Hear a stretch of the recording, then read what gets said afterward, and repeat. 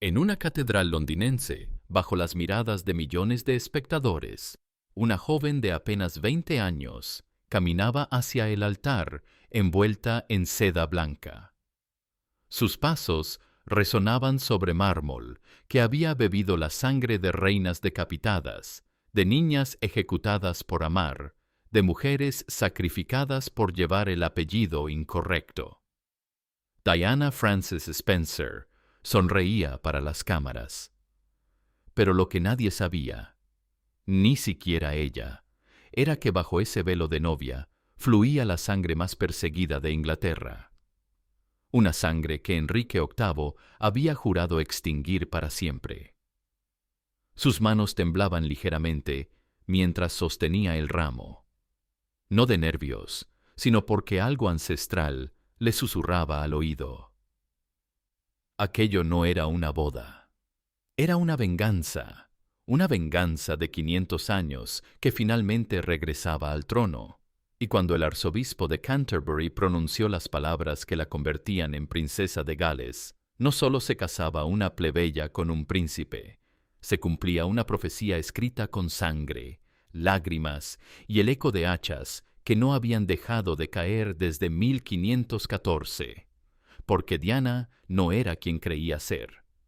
Y su historia no empezaba en esa catedral, sino en una alcoba secreta, donde una princesa Tudor había desafiado al rey más poderoso del mundo, por amor. Para entender por qué Diana Spencer llevaba sangre maldita, hay que retroceder a 1514, cuando las princesas existían para obedecer, no para amar. Mary Tudor, hermana de Enrique VIII, había sido criada como moneda de cambio. A los 18 años fue prometida al rey Luis XII de Francia, un hombre que le doblaba la edad. Mary aceptó porque las princesas Tudor no tenían opción. Se casó con Luis en octubre de 1514, pero el destino intervino. Luis murió 3 meses después. La jovencísima reina viuda quedó libre, sola y enamorada. Charles Brandon, duque de Suffolk, había llegado a Francia como embajador. Era atractivo, inteligente y correspondía a los sentimientos de Mary. Durante las frías noches parisinas, mientras el protocolo exigía luto, se encontraban en secreto. Por primera vez, Mary Tudor se sintió mujer antes que royal. La decisión de febrero de 1515 cambiaría Inglaterra para siempre. Sin permiso real, sin bendición papal, Mary Tudor se casó en secreto con Charles Brandon en una capilla parisina. No hubo coronas ni sedas doradas. Solo 2 personas que creían que el amor era más fuerte que la corona. Se equivocaron. Enrique VIII no perdonaba traiciones.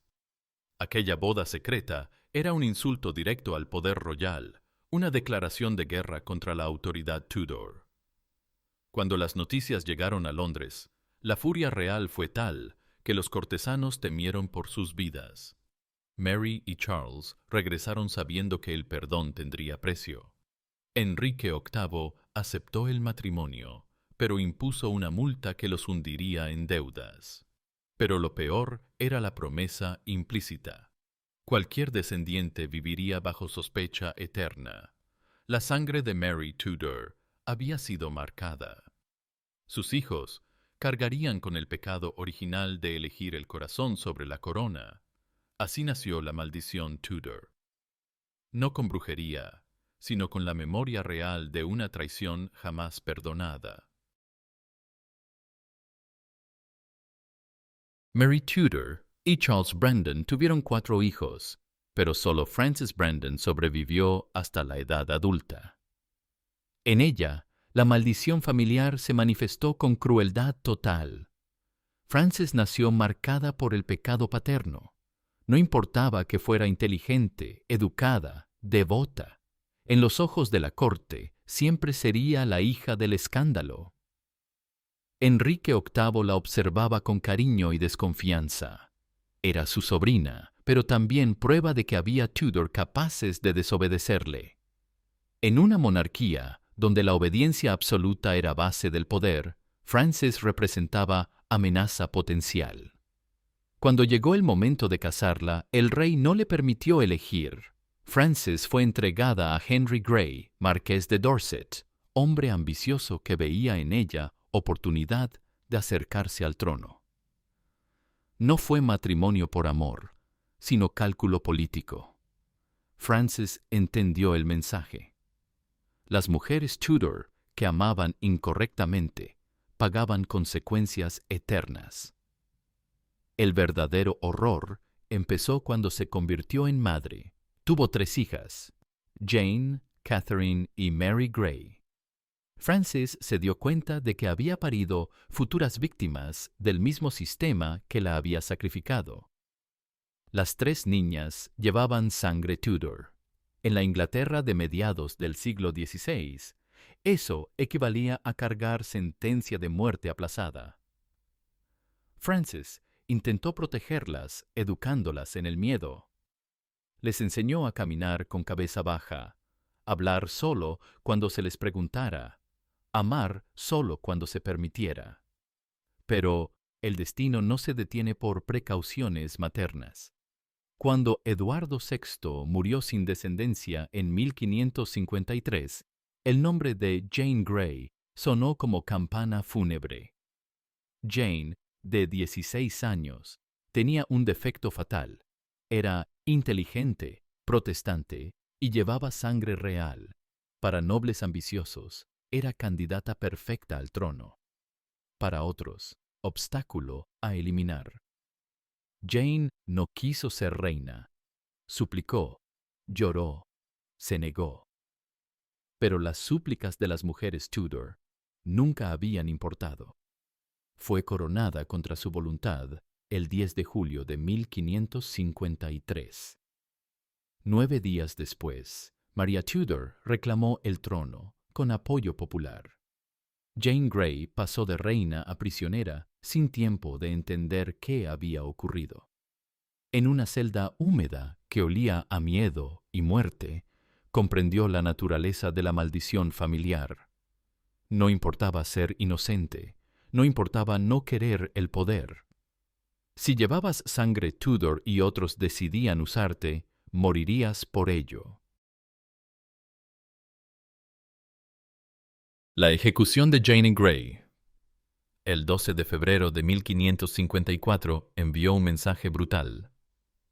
La sangre Tudor era veneno que mataba a quien la portara. Jane murió en el cadalso con 17 años, víctima de ambiciones ajenas y del apellido que llevaba, pero su muerte no alivió la maldición familiar. La intensificó. Catherine y Mary Grey crecieron sabiendo que cada día podía ser el último. María Tudor, ahora reina, las vigilaba con paranoia de quien sabe que el peligro surge desde dentro. Las hermanas fueron educadas en cautela absoluta. No casarse sin permiso real. No tener hijos sin autorización. No enamorarse sin conocimiento de la corona. Dicen que el cuerpo no miente, y el de Catherine Grey guardaba un secreto que la destruiría. A los 22 años se había enamorado en secreto del conde de Hertford, Edward Seymour. El amor había crecido en susurros, miradas robadas, cartas quemadas.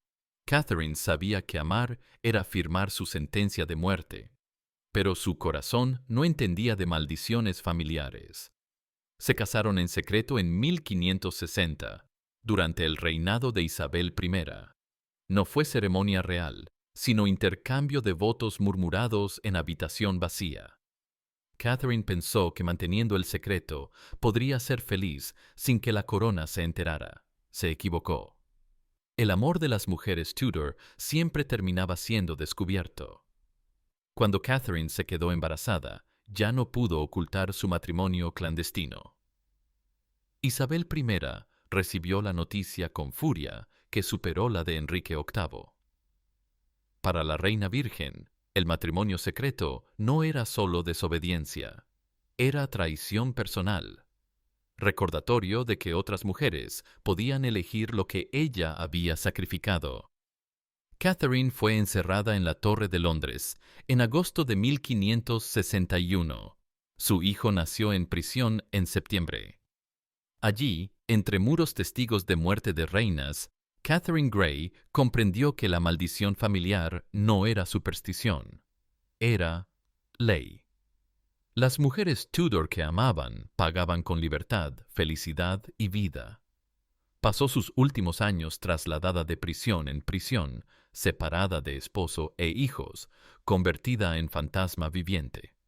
Murió en 1568, a los 28 años, sin haber vuelto a ver la libertad.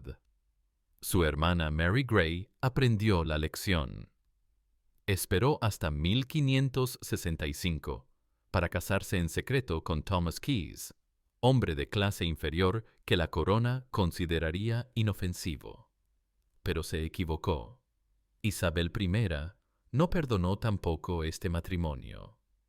Mary fue encerrada y separada de su esposo hasta que él murió en pobreza y ella en aislamiento. Con Mary Grey murió la línea directa de descendientes de Mary Tudor y Charles Brandon.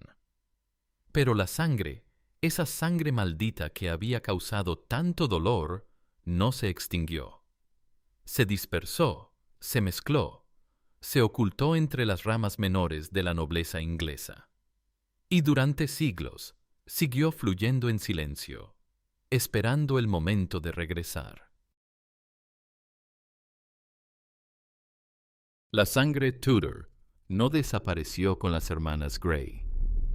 Siguió fluyendo en secreto, mezclándose con otras líneas nobiliarias menores. Los descendientes aprendieron la lección escrita con sangre. Para sobrevivir, tenían que volverse invisibles. Durante los siglos XVII y XVIII, la descendencia Tudor se dispersó entre familias de nobleza menor. Se casaron con terratenientes, comerciantes exitosos, nobles de segunda fila que no representaban amenaza. Ninguno reclamó títulos reales, ninguno recordó públicamente su herencia maldita. Era más seguro ser Spencer que recordar la sangre de Mary Tudor. Pero la genética no olvida. En registros parroquiales polvorientos, la conexión persistía. La sangre Tudor había aprendido a sobrevivir haciendo lo que ningún miembro de la dinastía había logrado: pasar desapercibida. En 1734 nació Charles Spencer, tercer duque de Marlborough, tataranieto directo de Charles Brandon. Los Spencer habían construido su fortuna alejándose del escándalo real, convirtiéndose en aristócratas respetables que servían a la corona sin cuestionarla. Nadie recordaba, ya que su sangre había sido considerada maldita. Durante el siglo XIX, mientras Victoria consolidaba el poder Hanover, los Spencer prosperaron en las sombras. Eran duques, pero no peligrosos. Tenían riqueza, pero no ambiciones reales. Habían aprendido la lección más valiosa. Para sobrevivir a largo plazo, a veces hay que renunciar temporalmente al poder. Pero el destino tiene memoria más larga que los hombres.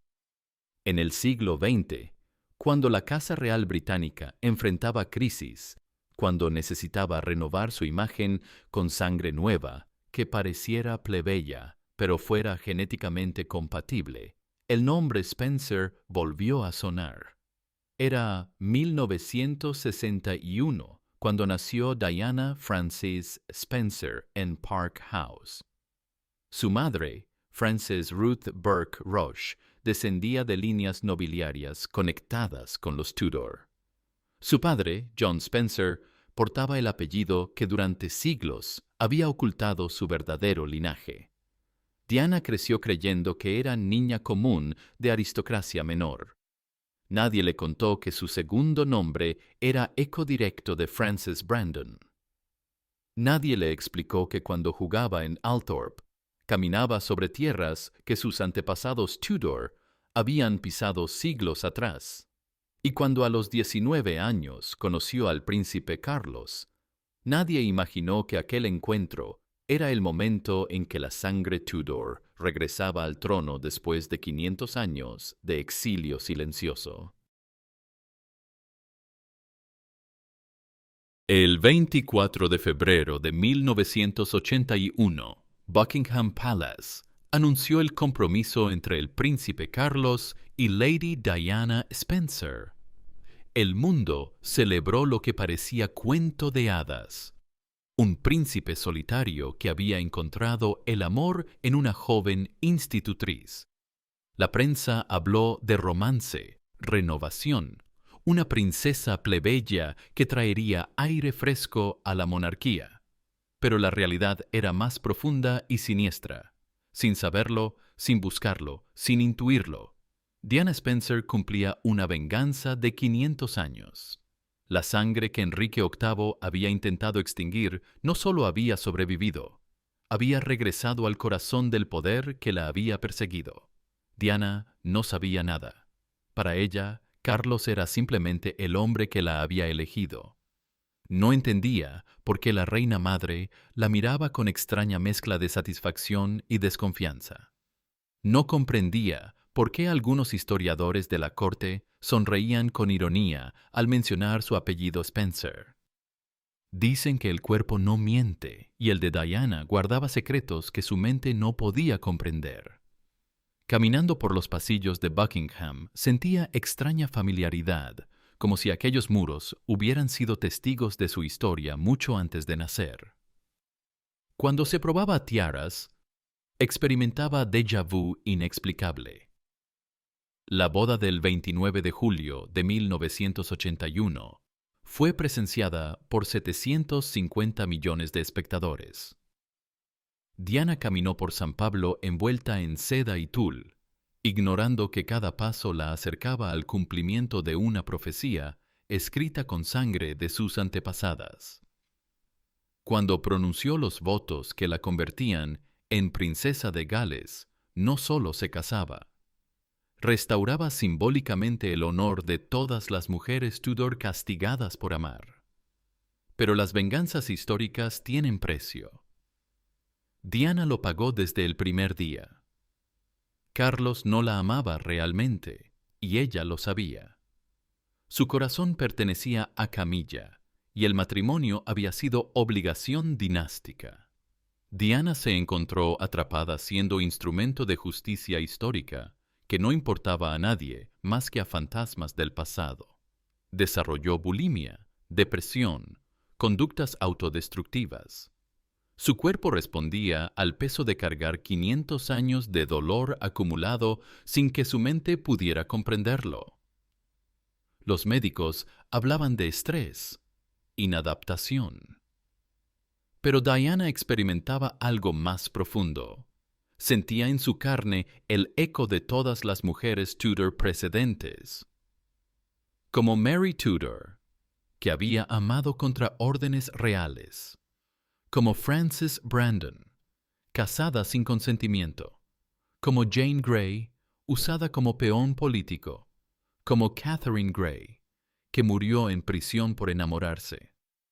Diana revivía, sin saberlo, el patrón de dolor que había marcado a su linaje durante siglos.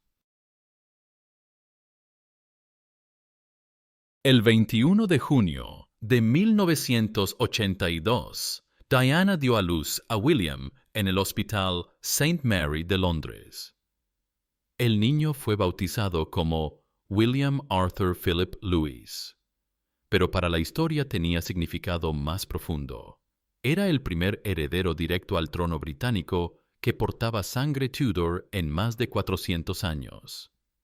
Enrique VIII había jurado extinguir el linaje nacido del amor prohibido entre su hermana Mary y Charles Brandon. Había perseguido, encarcelado y ejecutado descendientes de aquel matrimonio secreto. Había logrado que la sangre Tudor desapareciera de círculos reales durante 5 siglos.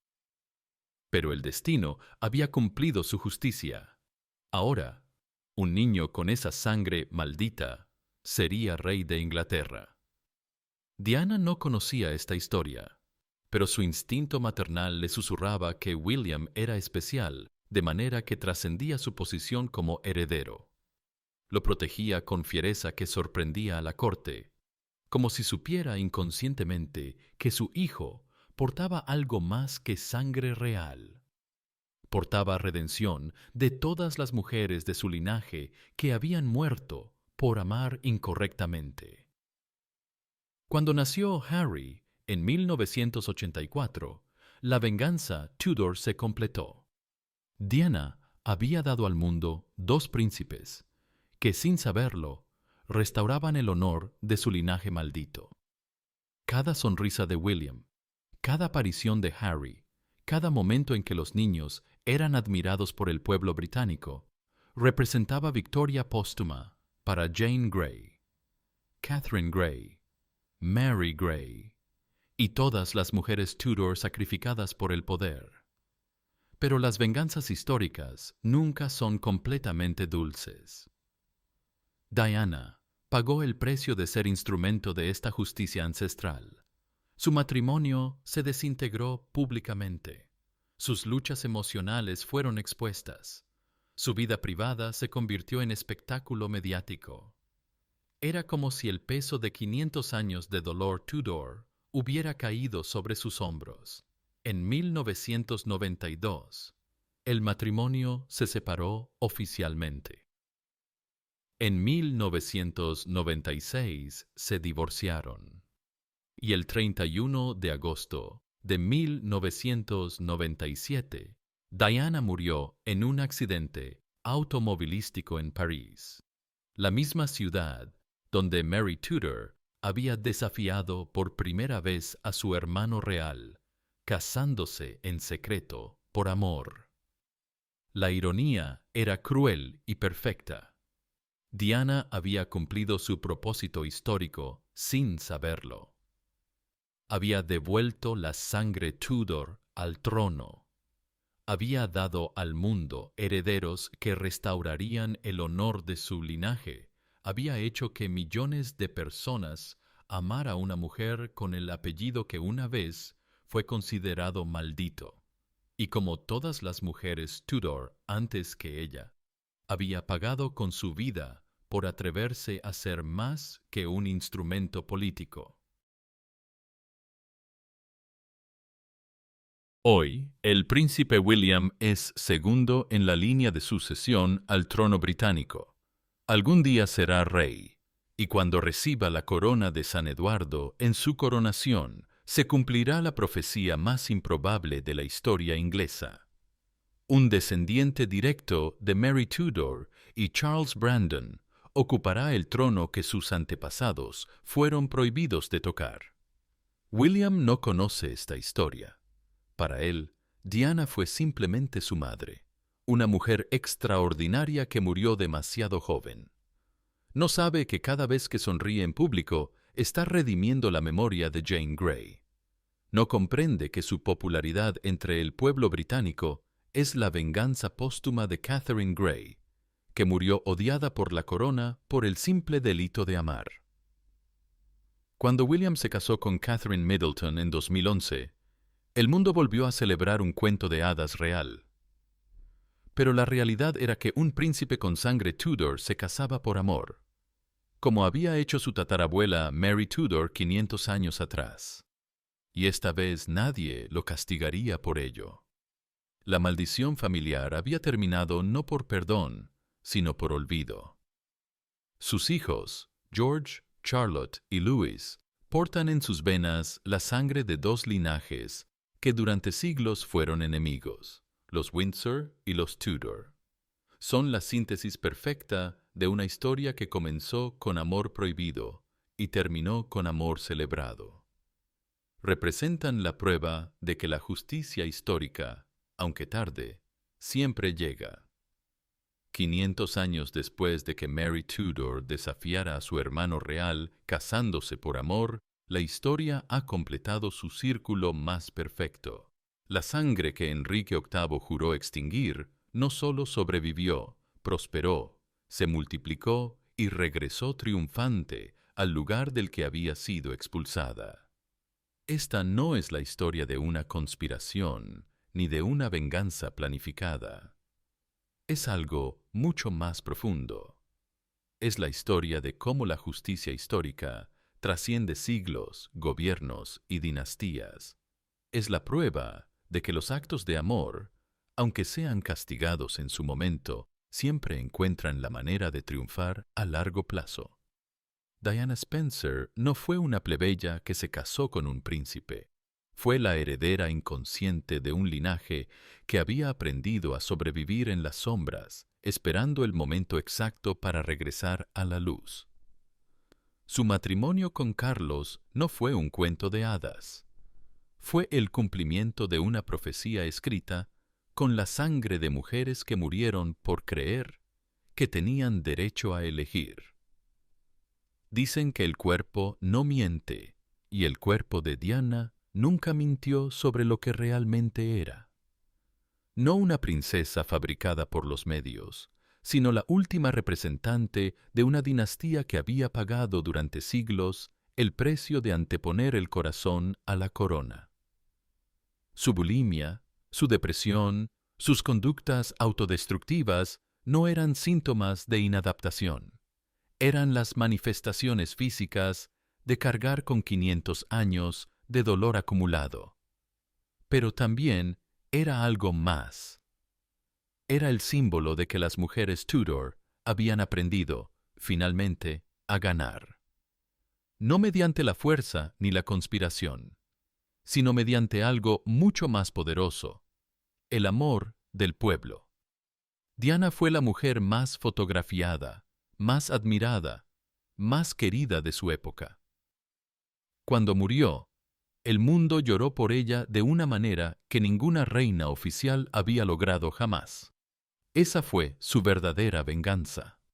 No recuperar el poder político, sino demostrar que una mujer con sangre Tudor podía conquistar corazones de una manera que ningún rey había conseguido.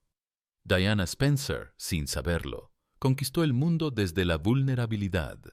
Así terminan las maldiciones familiares, no con gritos ni con sangre, sino con el reconocimiento de que el amor siempre termina siendo más fuerte que el poder. Mary Tudor eligió amar contra las órdenes reales y condenó a su descendencia a 500 años de persecución. Diana Spencer eligió amar contra las convenciones reales y redimió a su linaje para siempre. Sus hijos, William y Harry, portan en sus venas la sangre de todas las mujeres Tudor que murieron por amar incorrectamente. Pero a diferencia de sus antepasadas, ellos pueden elegir, pueden casarse por amor, pueden divorciarse si no son felices, pueden vivir sus vidas sin que la corona los persiga por ello. Esta es la historia de cómo un amor prohibido en 1514 se convirtió en amor celebrado en 2011. De cómo una sangre maldita se transformó en sangre bendita. De cómo una mujer que nunca supo quién era se convirtió en la redentora de todas las que la precedieron. Y de cómo, a veces, la justicia más perfecta es la que tarda 500 años en llegar, pero cuando llega, lo cambia todo para siempre.